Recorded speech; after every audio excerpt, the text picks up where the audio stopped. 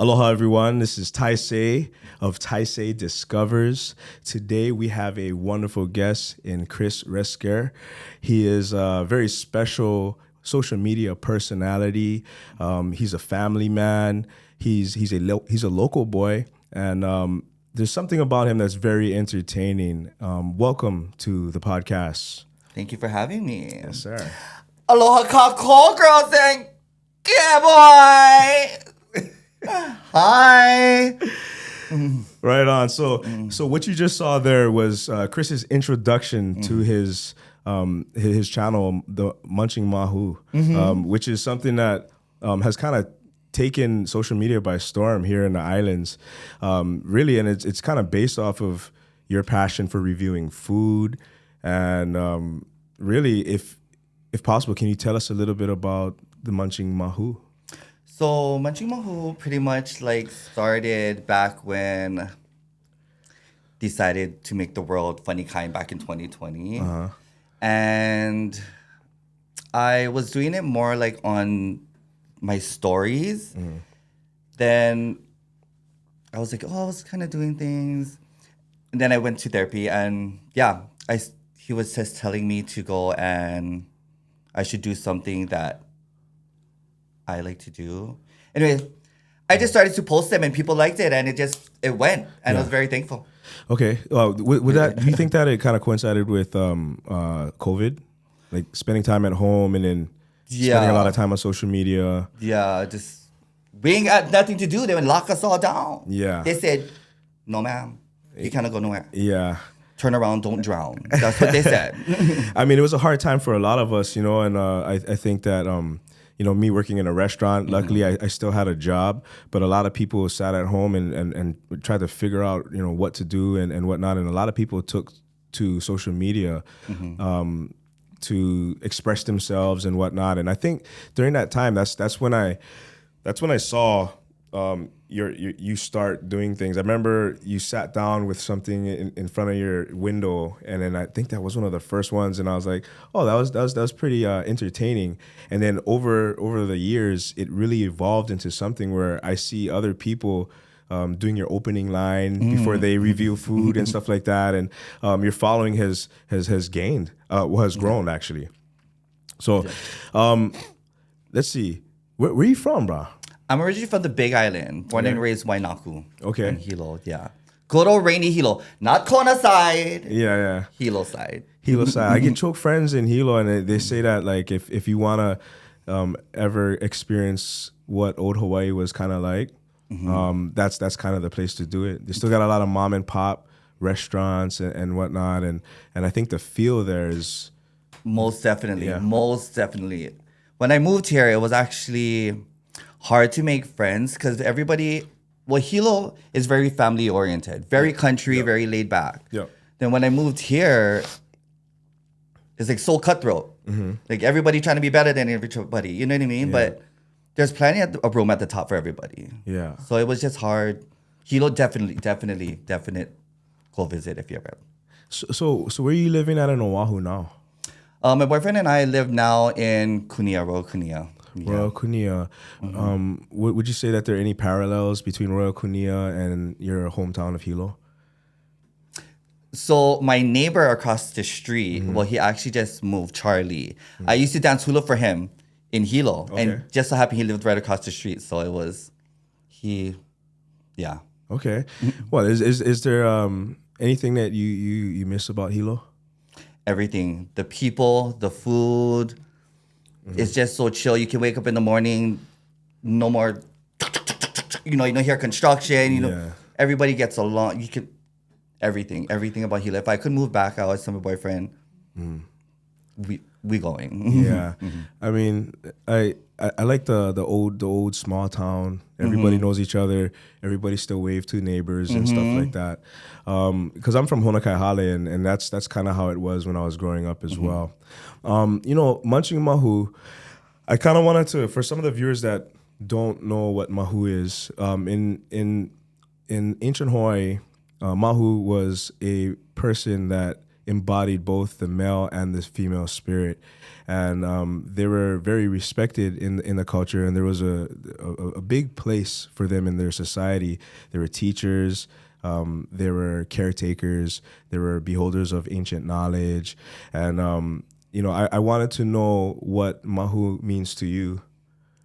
For me, Mahu would be just who you are, pretty much. And a lot of people would think it's like, how should I say it? Wouldn't think it's a choice, but you're pretty much, that's how you are. That's how you were born. I know some people, I'm so sorry, but that's just what it is. Mahu to me is just you. Just your authentic self. You're living your authentic self, I would say. Your authentic self. Okay, so that kind of brings me to my next question. So as an open homosexual, is being gay a choice? No, you was born like that. Well, and I'm pretty sure, I feel, me personally, just my opinion, my 2 cents that nobody asked for, that I feel that everybody is a little bit Mahu. It's just how the stigma of how, no, you gotta be this way, you gotta be that way, you gotta be this, you gotta be that. And then life happens or whatever. It's just, you feel more comfortable, because there's a lot of people that I know that are older now that not really like out. And that's totally fine. But I just feel, no, he was born like that. And people's going to be like, no, that's this and that. No, I never just...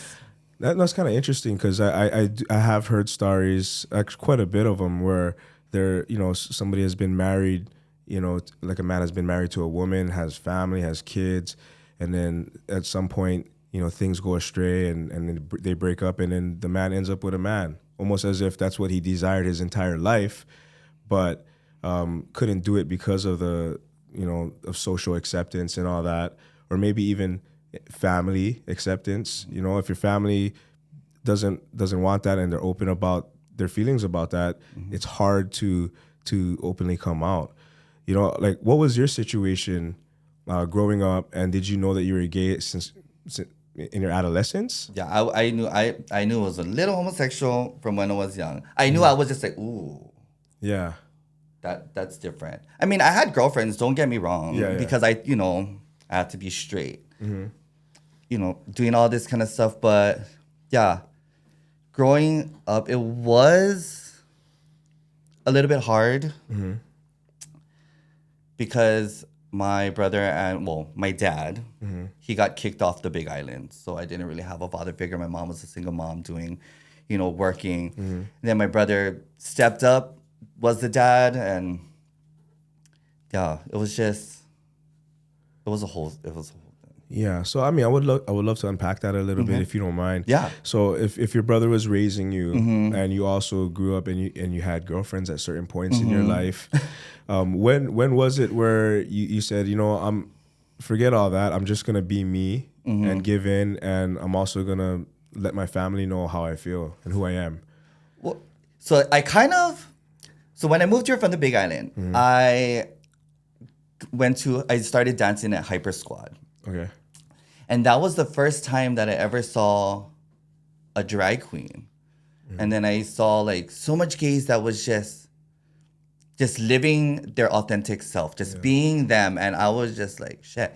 And one of my good friends back then, Matt Batulan, he was like my bestie. And I'm pretty sure my brother knew that I was, gay. And so we were all at a family function, and I kind of I gotta tell you guys something. Yeah. They're like, what? I was just like, I like boys, but I like girls too. I had to hurry up and switch it. And then, it was just my brother, he was not having it. I got backhand right off the chair, legs up in the air. Oh, for real? Yeah, because he was just like, you're not supposed to be like that. You know what I mean? Like, you got to be the man. But he always knew, because I was writing Joey from NSYNC on top of my binder. Yeah. I was in love with him, Joey. Yeah. But no, yeah. So what about your dad and your mom? Like, what kind of role did they play in you coming out? My dad, I love my dad. He was just like, I already knew. I already knew. He was just like, and then my mom, I feel she kind of took it hard, but she still loved me. She didn't really say too much. But then my mom got into like, I feel like it was subliminal things that she did. Yeah. So I got into like this modeling thing, and they wanted me to wear certain stuff, but my mom was just like, no, you can't wear that. You can't do that. But that's what I wanted to wear, and that's what they want. Yeah. So I felt she kind of didn't like it, but she still loved me because I was her son, if that makes any sense. Yeah, totally. I think that, things are changing, bro. Like as the generations progress and as there's more social acceptance for the gay community and whatnot. And then it's always, as a father of two girls, I'm confronted with the possibility of that being a conversation one day. And it's something that, everybody says, I accept it. But then when you're in that situation, is it something that you really accept? For me, I just want my daughters to be good people. I want them to be happy, and I want them to be honest and open with dad, right? Yeah. For whatever it is that they feel or desire. And I will love them no matter what, Seriously. Yeah. I've grown up accepting people that are gay. I have friends that are gay. I have employees. I have family members that are gay. And I've seen struggles firsthand of what it's like to hide who you are, right? For acceptance, right? I want to kind of talk about the Pride Parade. I went for the first time. Yeah. I was So everybody twirling. Twirling, dog. Click-clacking twirling. Zesty, dog. But it was one thing that one of the biggest takeaways from it for me as a straight person experiencing a parade celebrating gayness. All the guys was on you. No. Sorry, Oh. I was with my girlfriend, so it wasn't like that. But I was around a lot of gay people. I was super respectful, and I think that they knew that like I wasn't. But I mean, even if I wasn't by her, I'm not exuding that. But at the same time, I was having fun because there was good music. Everybody, the vibe was really good, and everybody was just unapologetically themselves, and. It didn't affect me in any. It affected me in a good way because I saw so much positivity. You know what I'm saying? Of course, seeing one man dressed up as one woman for a straight person, it's it can be a spectacle, but it's not in a bad way. Yeah, it's like, bro, I was stoked because I'm like, bro, that person is like super stoked. They're happy. They're expressing themselves. Yeah. in a healthy way. I think, right? Unless your core beliefs go against that, I think that it's healthy for them to express themselves that way. Yeah. I was in Portland Portland, Oregon, and up there is a place where I also saw a lot of your community and how open and accepting they were of everyone. That was something that opened my world. And all the mental constructs that society gives you, American society gives you, old school traditional American society, and it's just crazy to see how things are evolving in terms of acceptance. And it's sad. It's sad? Yeah. Why? Why is it sad? When I say it's like fully sad, it's just more so you are who you are. You know what I mean? We're still humans. We still have feelings. We still have a heart. So like, let them be. And you can do what you do, but at the end of the day, why is what this person doing a problem? When you bleed, you laugh, you cry, you hurt, you fear, you need, you try. So we're all really not that different. People are just, they're doing too much. Yeah. They're way too much. Like, relax, all of that. Relax. Yeah. I got you. So the whole munching, Mahu thing. How did it start? You said that you went to a therapist, and she said to express yourself and confront your fears. Yeah. So I went back to therapy because I like went into like a little dark space. I may seem like I'm open, like this and that, but I'm very actually a little shy. Yeah. And anyway, my therapist was telling me that I should do stuff to make people like that. What I like to do, what I'm scared of. So want to make people's day. I want to make people laugh. And so that's how I just started making my videos. And like, I don't know if I had mentioned that if you can make somebody laugh or make somebody's day, I feel you're doing something positive in this world. Yeah. Because, once you start gaining a lot of viewership, which you are, you have a responsibility, right? Yeah. A responsibility. I mean, it depends on what you want to do with it, but there's a responsibility, and I see you taking control. You're supporting small businesses, right? You're making people laugh. You're bringing joy to people's days, right? And for to some degree, that must be therapeutic for you. Yeah. Right. But it's also therapeutic for other people.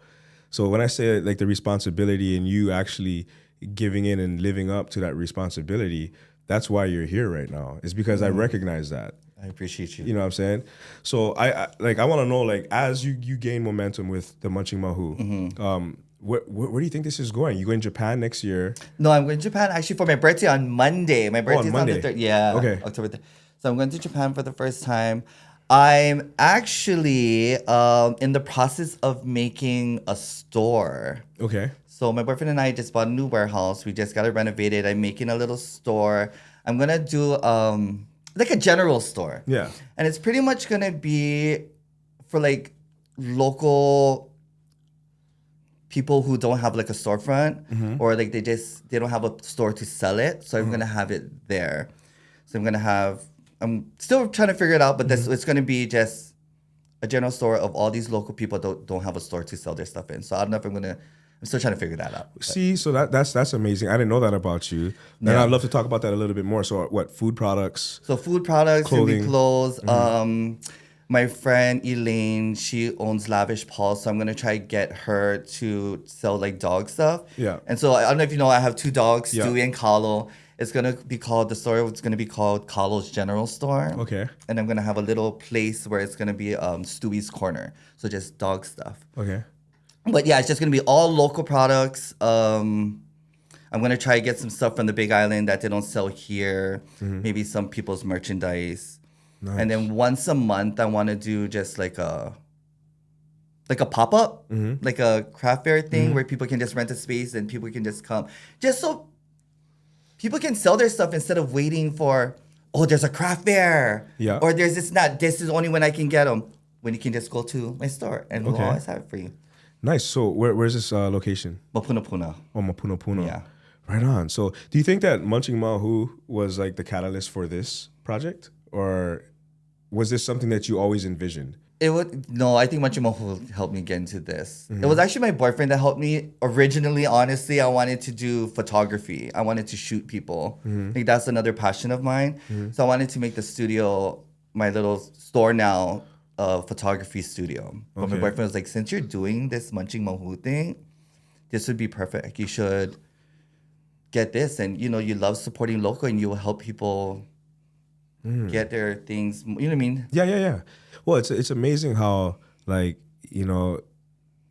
how the universe works, right? Munching Mahu, you started it because your therapist recommended that you step outside of your box.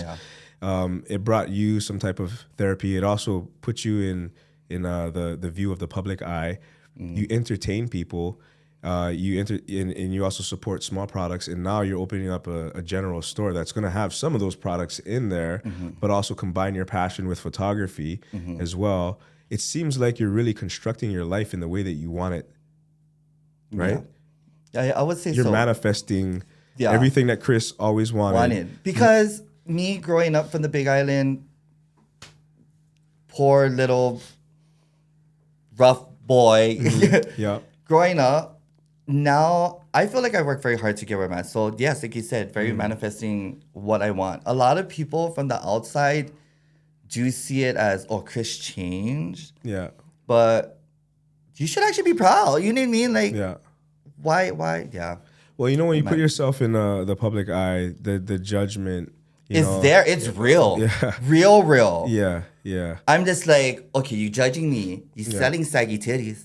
Like, don't be judging me, okay? Mm-hmm. Yeah, but it's all a part of it, you know. The more into the public eye you go, the more judgment and criticism you'll get. But it's also learning how to handle that when you get there. Yeah. Well, what I love, just recently, I went out to the Made in Hawaii festival, and this auntie I was going, and she just was like, "Hey, you are the kind, yeah." Which, by the way, if you guys see me, or if you guys are watching this, if you see me, no be shame for being like, "You munching mahu," just say the mahu part. You need to be like, you don't. Yeah.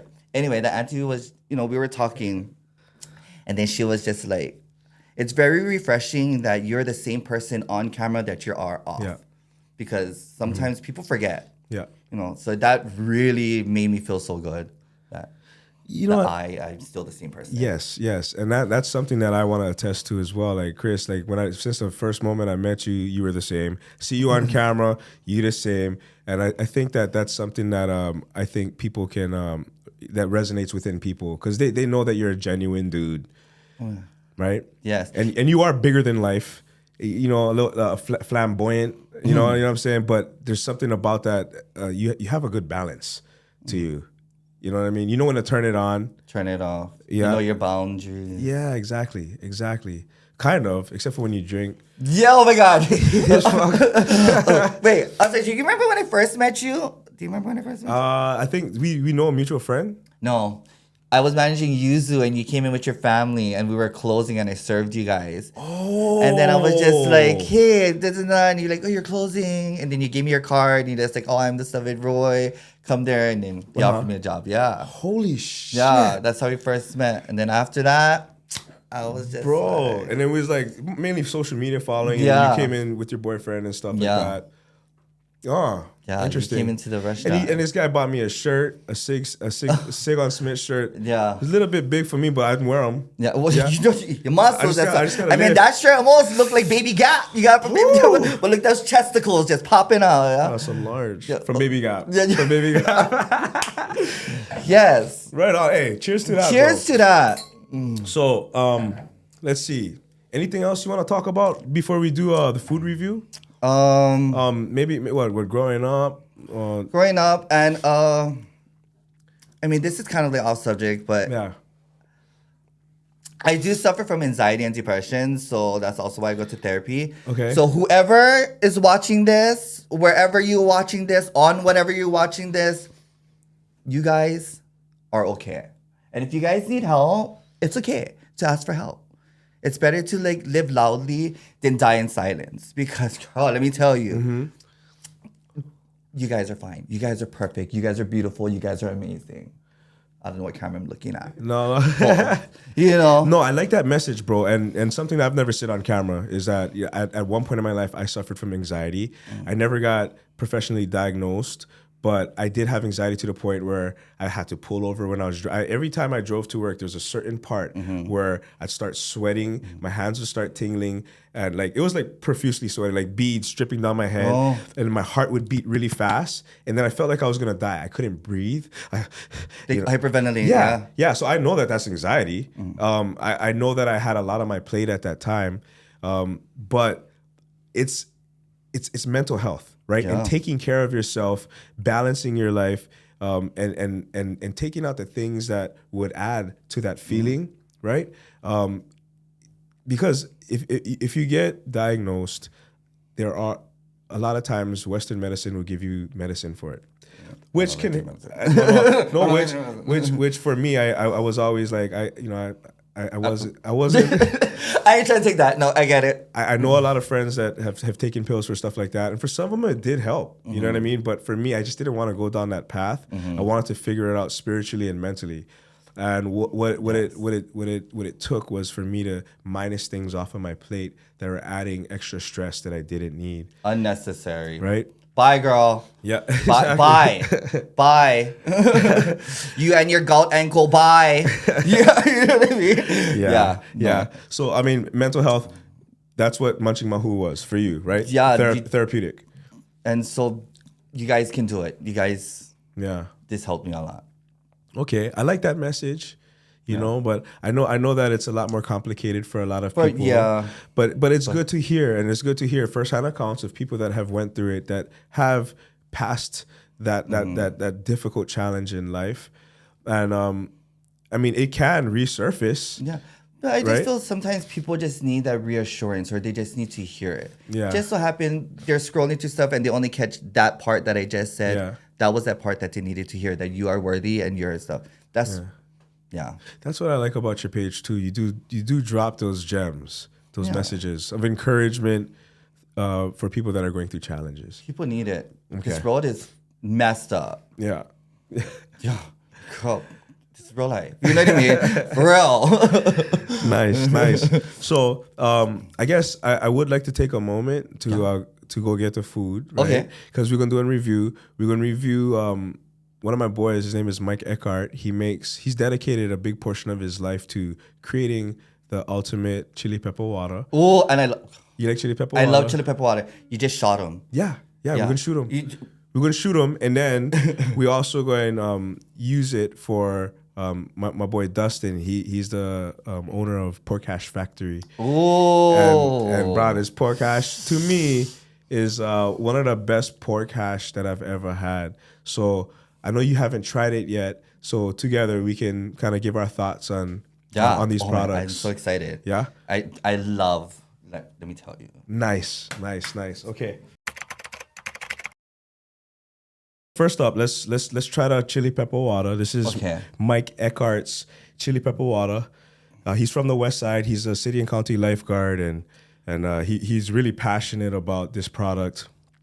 Chili pepper water here in Hawaii, normally composed of water, of course, Hawaiian chili peppers, garlic, vinegar, and then there's all different types of proportions. Some people add ginger to it. People add all kinds of stuff to it. But his particular mixture so far has been one of my favorites. So I wanted you to experience this and tell me what you think. I love chili pepper. Yep. And here in Hawaii, we just shoot them. Cheers. Yeah. Cheers, brother.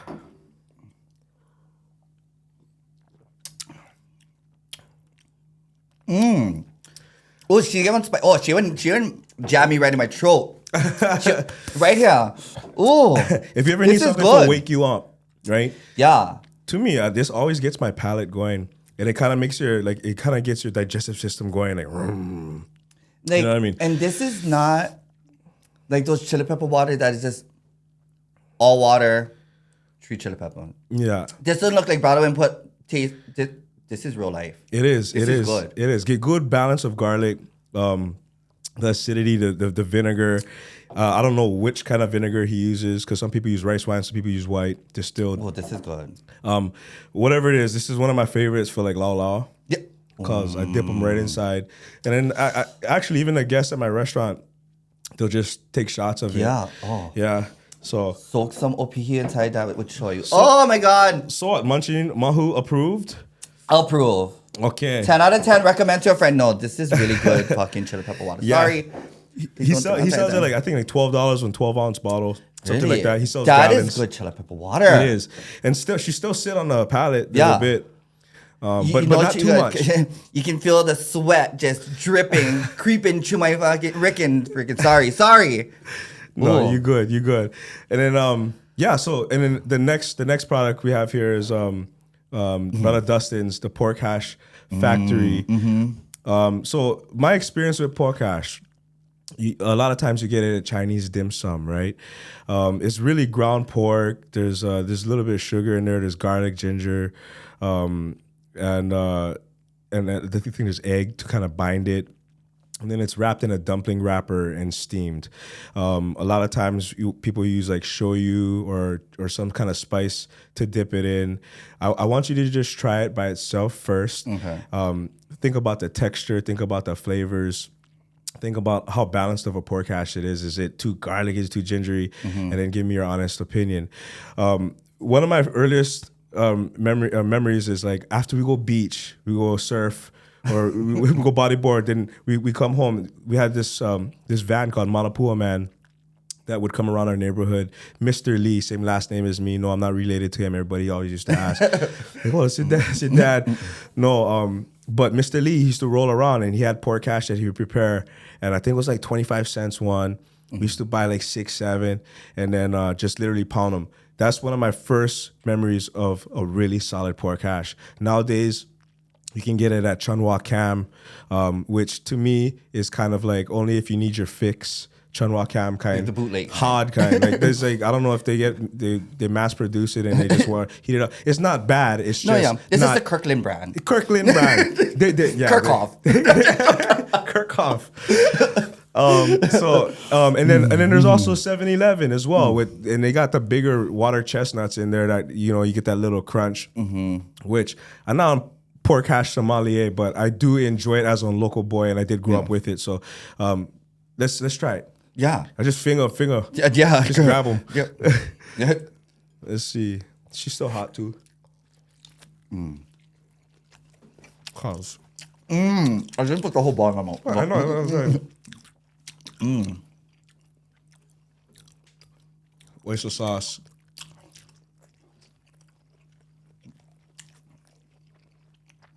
That was good.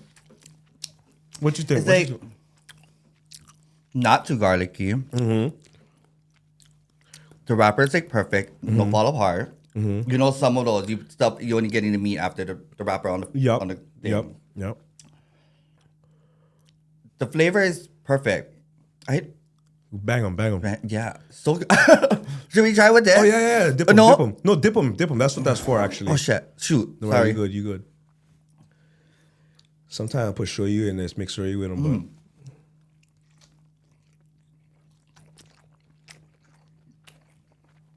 Oh my god. That's chili pepper water. But the pork hash is really good. The pork hash is good, huh? Like for me, bro. And it's not dry. Sometimes you eat what you call it? Oh, sorry. No, you good. Don't even worry about that. You know what you call that? You will get some pork hash. The meat is all like gritty almost. Yeah. I don't like. Take that back. Yeah. But This one has like a dense sponginess to it. It has a good texture. The wrapper, It's so juicy. It's super juicy. Yeah. Yeah. So far, this is my favorite pork hash. So far. I mean, I haven't went to, I know in Chinatown there's the famous dim sum spot. You know that spot? Legends? Is it Legends? I know. That's the only place I don't know in Chinatown. Okay. I'm just showing out one there. The only name that I know. get couple, and I guarantee out there get local people that's gonna be like, bro, the beatest pork ashes over here. But yeah, I haven't experienced it yet. This so really far good. is one of my. I bang 8, 9, 1 sitting. Yeah. You know what I mean? Yeah. I know you're looking at them. Yeah. Get more downstairs. No. No, that's really good. It's so juicy. It's so flavorful. Yeah. Solid 9. Yeah, for 9. sure. For sure. Oh, that's pretty high for you, I think. Being that you've critiqued trust so me, much food. I eat all kinds of stuff. Yeah. That was a really good pork hash. Okay. So, Munching Mahu approved. Eckhart's chili pepper water. Oh. What you give that one? Honestly, 1 to 10. That's a good 10. That's 10. like real chili pepper water. Like I honestly I buy chili pepper water. Me, I like supporting local. Sorry if I buy, but this is real good. Okay. Good. The spice is perfect. It's not overpowering with vinegar. Yeah. Not diluted with water. Nice. You Okay. just drink that. Well, I agree. I definitely give the chili pepper water a 10. It's one of the only ones that I use, and then the pork hash for me that's gonna be on hard 9.8. On a quest to find a 10. Yeah. But she's close. So Yeah. So good job, guys. We're definitely gonna tag you so that the public can reach you should they want to order some. And I definitely will. I definitely will. Pork hash factory by Waipau. Yeah. And you know what? You only right down the road. Yeah. You only right down the road. Yes, you only want neutral way. Okay. Nice. So I mean, there's one other thing I kind of wanted to say is Chris was nice enough to bring this bottle of Camus. Oh, so a sensible bottle. Camus is classic Napa, dark fruit, extracted, good oak, and just one of those dark, juicy reds that is really a palate. I would say a palate pleaser, a crowd pleaser as well. 9 out of 10 people that try this will say, "Oh, this is one of the best wines I've ever had." It's that type of wine. Fairly a little bit more pricey than the stuff you'll find even on the top shelf in your retail outlets, but it's worth it. If you want to stoke somebody out, this is the type of bottle to bring. And then one thing I did want to say is that when it comes to these types of reds, how would it pair with what we just had, right? The pork hash. Not necessarily the first pairing I would go to. The pork hash is oily. There's a lot of Asian spices in it. Not the first pairing that I would do, but standing alone, one of the better wines that if this is not a Monday, Tuesday wine. this is one Friday wine with special friends and when you want to impress somebody and do something nice for them. Something that I would pair this with would be more along the lines of a protein like a filet mignon. Filet mignon, because filet mignon is not too fatty. It's full flavored. It's a higher quality cut, and depending on the sauce, something like this would match perfectly with it, right? So not a bad thing, just more of some theory behind like what the food in front of us is and what the wine is and how that kind of what kind of relationship that it has. Oh, nice. So yeah, man. Cheers to that, brother. Cheers to that. Cheers to that. I really appreciate you coming on. Well, you can follow me on Instagram, Chris Deasy, or you can look up Munching Mahu. TikTok, Munching Mahu. And as for projects, I am just doing the store, and I am in the process of making more shirts and tote bags. So follow me so you can see when those are dropping. Because miss out. Yeah, miss out. It's exclusive. One time make, and then I'm gonna make it different again, Thank you, brother. I appreciate it. Yeah. No, thank you for having me. You guys are amazing. That's awesome.